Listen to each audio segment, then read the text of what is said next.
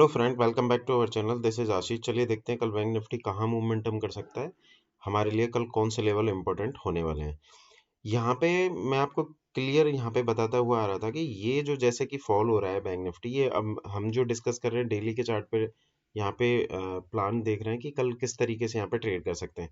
तो यहाँ से कंटिन्यू फॉल आ रहा था, उसके बाद में वी शेप में यहाँ पे रिकवरी आया। देन उसके बाद में आपने देखा कि बैंक निफ्टी ने जो यहाँ पे डाउन यानी कि गैप डाउन ओपनिंग दी। उसके बाद में बैंक निफ्टी ने यहाँ पे पॉज लिया। पॉज लेने के बाद में ये थोड़ा सा क्या हुआ है, वॉलेटिलिटी यहाँ पे क्रिएट किया है। तो कल के सेशन में हमारे लिए सबसे इंपॉर्टेंट क्या होने वाला है, यानी कि आप देख रहे हो कि मल्टीपल टाइम इस वाले लेवल से यानी कि 43,300 के आसपास से यहाँ से क्या हो रहा है कि बार बार सेलर्स एग्रेसिव होके यहाँ पे नीचे की तरफ इसको लेके आ रहे हैं। तो हमारे लिए कल के लिए सबसे प्लान ऑफ एक्शन क्या होना चाहिए कि यहाँ से अगर आप देखेंगे तो एक ये पैटर्न बना हुआ है, जैसा कि आपको दिख रहा होगा, यानी कि डब्लू फॉर्मेशन इसका हो रहा है।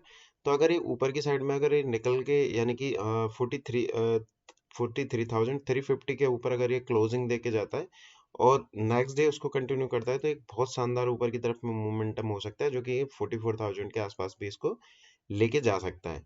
तो हमारा प्लान ऑफ एक्शन यानी कि इंट्राडे में किस तरीके से होना चाहिए, यानी कि अगर हम 15 मिनट के चार्ट पे यहाँ पे प्रॉपर प्लान करें, जैसा कि मैं आपको क्लियर बता रहा था कि ये वाली रेंज हमारे लिए सबसे इम्पोर्टेंट रेंज है। यहाँ पे आके अगर कोई भी कैंडल अगर आपको नेगेटिव दिखती है, तो वहाँ पे आप क्या कर सकते हो, सेल का प्लान कर सकते हो। यहाँ पे मैंने आपको क्लियर बताया था कि वेट एंड वॉच करना है।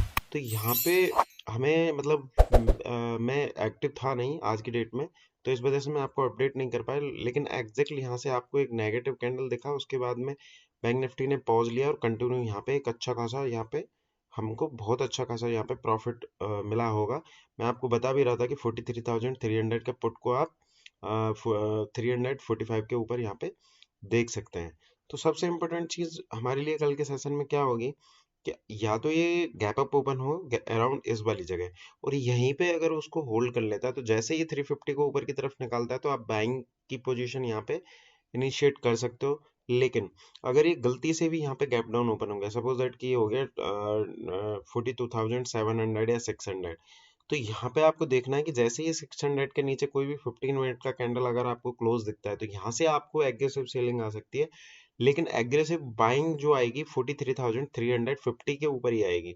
तो अगर इस वाली रेंज में सबसे अच्छा आपको मिल जाता है, और लास्ट टाइम पे ये 43,050 को अगर ये ऊपर की तरफ में कंटिन्यू करता है, तो यहाँ पे भी थोड़ा कम क्वांटिटी के साथ में आप ट्रेड कर सकते हैं। लेकिन उस टाइम पे आपका जो स्टॉप लॉस रहेगा, यानी कि 42,850 के आसपास में यहाँ पे आपको स्टॉप लॉस रखना पड़ेगा। तो एक अच्छा ट्रेड कल की सेशन में हमें मिल सकता है। सबसे हमारे लिए क्या इम्पोर्टेंट है कि ये वाली रेंज हमारे लिए सबसे इम्पोर्टेंट होगी। अगर इस वाली रेंज में ही ओपन होके अगर ये ऊपर निकलता है, तो हम यहाँ पे एक ट्रेड बाई का पोजीशन इनिशिएट कर सकते हैं, और नीचे की साइड में हम सेल का देख सकते हैं। लेकिन हमें ये ध्यान में रखना है कि 42,600 ये हमारे लिए इम्पोर्टेंट सपोर्ट होने वाला है।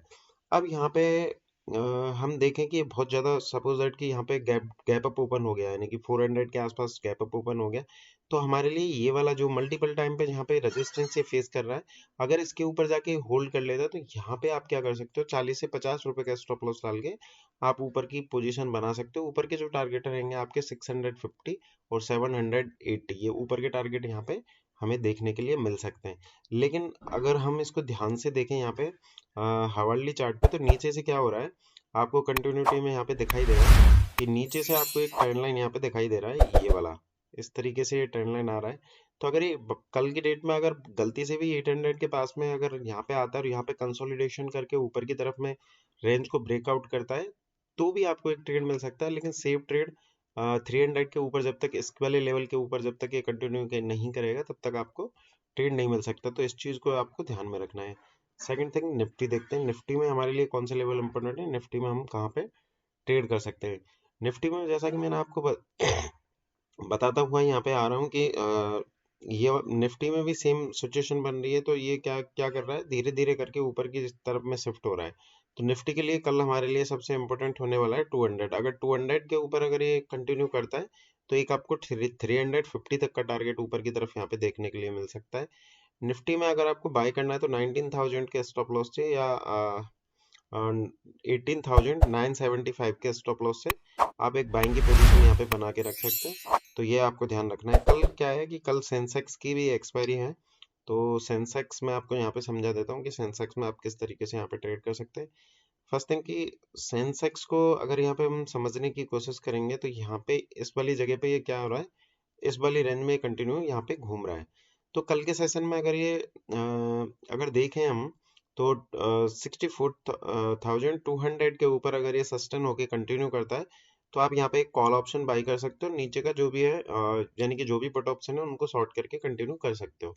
तो यहाँ पे आपको क्या हो सकता है कि 65,000 का आपको एक कॉल ऑप्शन बाई कर सकते। 64,000 का तो बहुत ज़्यादा हो जाएगा। 64,500 के आसपास का अगर आपको कोई 20 से 30 रुपए में अगर दिखता है तो आप उसको रख सकते हैं और वहाँ पे आपको मतलब 0.0 का एक अच्छा ट्रेड यहाँ पे मिल सकता है। फर्स्ट थिंग अपन को सबसे पहले क्या करना है कि अगर इसी रेंज में ओपन होके ऊपर की तरफ ब्रेकआउट कर रहा है तो आपको ये वाला जो मैं आपको बता रहा हूँ 64,500 का कॉल ऑप्शन आप ले सकते हैं। तो ये लेवल हमारे लिए कल के लिए इम्पोर्टेंट रहेंगे। आज के लिए इतना ही। Thank you.